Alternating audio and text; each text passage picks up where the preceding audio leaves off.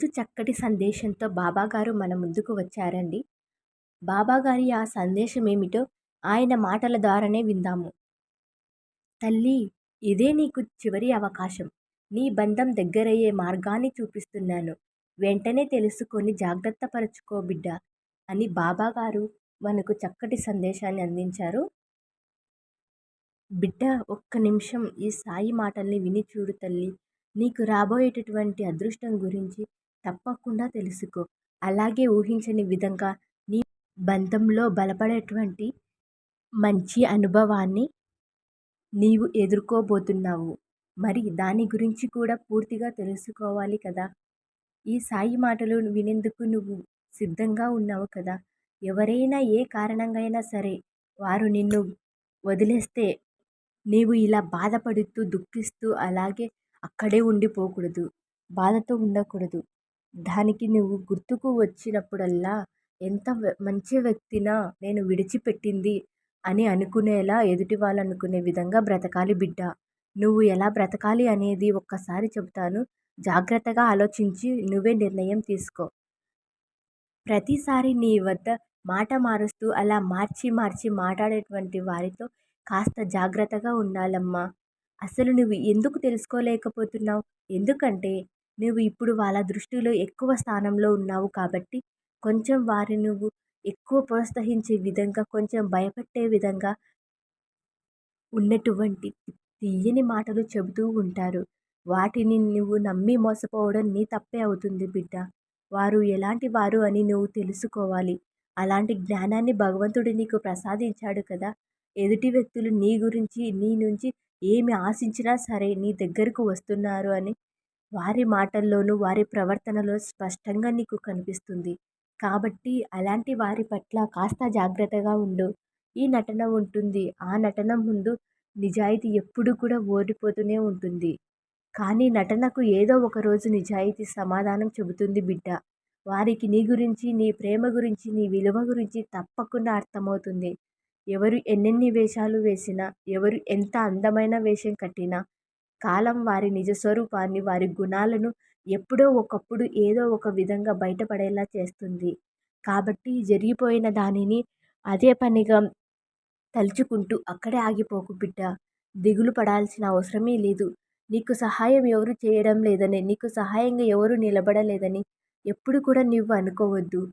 దూరం అయినటువంటి ఒక వ్యక్తి నిన్ను ఎ- కప్- ఖచ్చితంగా కలుస్తావు. కానీ వారిలో ఉండే సుగుణాలు అన్నీ కూడా నీకు అర్థమవుతాయి బిడ్డ.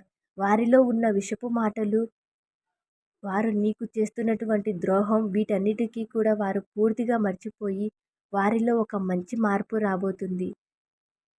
అవన్నీ కూడా అతి త్వరలోనే మీ ఇద్దరి మధ్యన ఉన్నటువంటి బంధం మళ్ళీ చిగురించబోతుంది బిడ్డ. వాటిని కూడా నువ్వు పూర్తిగా మర్చిపోయి, వారు నీకు తలపెట్టినటువంటి ద్రోహం కానీ, వారు మిమ్మల్ని అన్నటువంటి మాటల గురించి కానీ మరలా మరలా మీ బంధంలో ఎప్పుడూ తలెత్తే విధంగా మీరు మాట్లాడుకోవద్దు. అలాంటి పరిస్థితులు మీకు మీరుగా ఏర్పరచుకోవద్దు బిడ్డ. ఎందుకంటే ఒకరిని కోల్పోయిన తర్వాత ఇన్ని రోజులు నువ్వు ఎంత బాధపడ్డావో, అలాగే ఆ బాధకు ఎంతమంది బాధపై వ్యక్తం చేశారో, నీ వల్ల ఎంతమంది బాధపడ్డారో ఒక్కసారి నువ్వే ఆలోచించుకో బిడ్డ. నిన్ను అలా చూస్తూ నీ కుటుంబంలో ఉన్నటువంటి ప్రతి ఒక్కరు కూడా ప్రతిరోజు కూడా ఎంత బాధపడ్డారో గుర్తు తెచ్చుకో. కాబట్టి మరలా వారిలో ఒక గొప్ప మార్పు మొదలై నీ వద్దకు వచ్చినప్పుడు ఎలాంటి వ్యతిరేకమైనటువంటి మాటలు కానీ, మీ మధ్య ఏదైనా కానీ, మీకు ఎక్కువ అంటే మేము ఎక్కువ అనే భేదభావం లేకుండా జాగ్రత్తగా మలుసుకుంటూ మీ ఇద్దరి మధ్య ఎవరైతే కొన్ని అవాంతరాలు, అవమానాలు రేకెత్తించేలా ప్రవర్తించారో వారిని మాత్రం దూరంగా పెట్టు. నువ్వు కూడా దూరంగా ఉండు.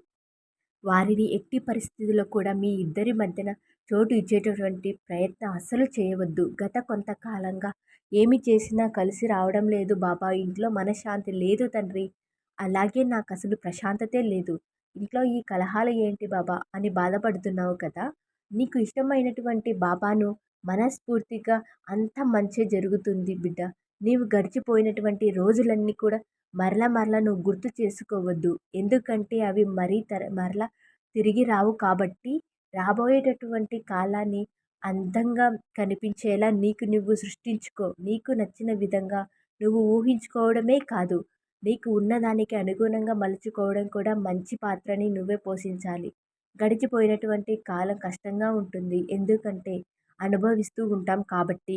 నిన్ను ఒకరు అంతగా ఎక్కువ ఇష్టపడుతున్నారు అంటే అది కేవలం నీ గొప్పతనం అనుకోవద్దు బిడ్డ. వాళ్ళు స్వార్థం లేనటువంటి ప్రేమను నీ మీద చూపిస్తున్నారని. నీవు అది కాపాడుకోకుండా వారిని దూరం చేసుకుంటున్నావంటే అది నీ చేతకానితనం అని నేను అనడం లేదు. కానీ కేవలం మీ ఇద్దరి మధ్య ఏర్పడినటువంటి అనుమానం అనేటువంటి పెనుభూతం వల్ల మీ ఇద్దరి మధ్య లేనిపోనివంటి మాటలు, కొట్లాటలు జరిగి మీరు ఎంతో సంతోషంగా ఉన్నటువంటి రోజులను, మీ బంధాలను దూరం చేసుకొని మిమ్మల్ని ఇలా విగతజీవులుగా మార్చి దేనికి పనికి రాకుండా అందరిలోనూ అవమానపరిచే విధంగా మీకు మీరే మీ మనసును పెట్టుకునే విధంగా కాలం చేసింది. కానీ కాలంతో పాటు మీరు కూడా కాలానికి సహకరించే విధంగా వ్యవహరించారు. ఇకనైనా సరే ఎటువంటి అనుమానాలు, అలాగే బయటి వ్యక్తులు మీకు ఏదో చెప్తే విధంగా ఎప్పుడు కూడా ప్రవర్తించొద్దు. ఎందుకంటే ఎదుటి వ్యక్తి ఎలాంటి వారు అనేది నీకంటే ఎవరికి బాగా తెలుసు. కాబట్టి వారి గురించి ఎదుటి వ్యక్తి ఎవరైనా ఏదైనా చెప్తే వారు నిజం చెప్తున్నారా? లేదంటే వారి అవసరం కోసం, వారి సంతోషం కోసం ఏదైనా మమ్మల్ని, మా బంధాల్ని దూరం చేసేందుకు వారు అలా చెప్తున్నారా? అనేది జాగ్రత్తగా ఆలోచించుకోవాలి.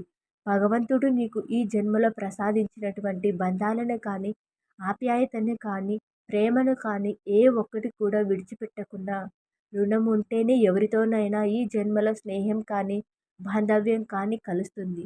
మనకు ఎవరైనా ఎదురుపడినా లేదా మాట కలిపినా కూడా అది రుణానుబంధమే. రుణం లేకుండా ఎవరిని కూడా కల్లో మనం చూడలేము. రుణం తీరిపోతే ఏ బంధమైనా ఒక్క క్షణం కూడా మన వద్ద నిలుస్తుందా? నిలవదు కదా!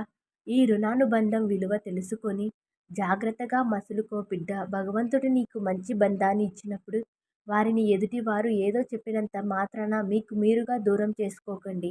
ఏ బంధమైనా సరే వదిలేసినా, ఆ బంధం వల్ల మీకు బాధ కలిగించినా బాధపడాల్సిన అవసరమే లేదు తల్లి. అలాగే వారిని నిందిస్తూ కూర్చున్నటువంటి అవసరం కూడా లేదు. బిడ్డ, ఒకరి సంతోషాన్ని వారి నుంచి దూరం చేసేందుకు ఎంతకైనా తెగిస్తూ ఉంటారు కొందరు. కోపంలో ఒక దెబ్బ కొట్టినా, ఏదైనా ఒక మాట అన్నా కూడా మన అనుకున్న వారు మనం ఎప్పుడు శాశ్వతంగా ఉంటారు. మధ్యలో వచ్చే వారి గురించి, వీరి గురించి లేనిపోని మాటలు చెప్పి మన బాంధవ్యాలను, మన బంధాలను దూరం చేస్తే అవి వారికి అల్ప సంతోషంగా ఉండవచ్చు కానీ మనకు మాత్రం తీరనటువంటి పెద్ద లోటుగా మిగిలిపోతుంది. కాబట్టి అలాంటి వారి గురించి కాస్త జాగ్రత్తగా ఉండు బిడ్డ. రాబోతున్నటువంటి రోజుల్లో మీ బంధం బలపడి ఎప్పటిలాగా సంతోషంగా ఉంటారు. అదే నీకు జీవితంలో దక్కినటువంటి పెద్ద అదృష్టంగా నీవు భావించాలి. అప్పుడే నీ జీవితంలో సంతోషంగా ఉండగలుగుతావు బిడ్డ. ఈ సాయి మాటను ఒక్కసారి కేటాయించి విన్నందుకు చాలా సంతోషం బిడ్డ. ఆనందంగా నీ జీవితం గడుపుతావని ఈ సాయి నీ నుంచి కోరుకుంటున్నాను అని చక్కటి సందేశంతో బాబాగారు మన ముందుకు వచ్చారండి. ఈ సందేశం మీకు అందరికీ నచ్చిందని అనుకుంటున్నాను. ఓం సాయిరామ్. సద్గురు సాయినాథ్ మహారాజ్ కీ జై.